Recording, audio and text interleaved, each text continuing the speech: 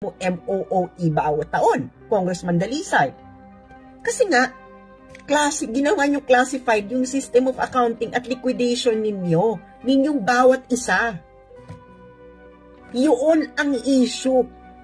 Kahit isa sa inyo dyan sa Kongreso at Senado ay walang makakasubmit sa amin na kayo ay na-individually audit ng COA.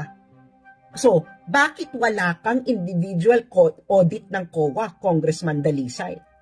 Exempted ka ba?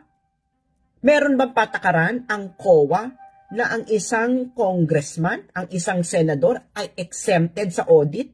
Kasi kung hindi ka exempted sa audit, nasaan? Nasaan ang COA audit report mo mismo, Congressman Dalisay? Wala kang maipapakita sa amin. Kaya ikaw ay nagsisinungaling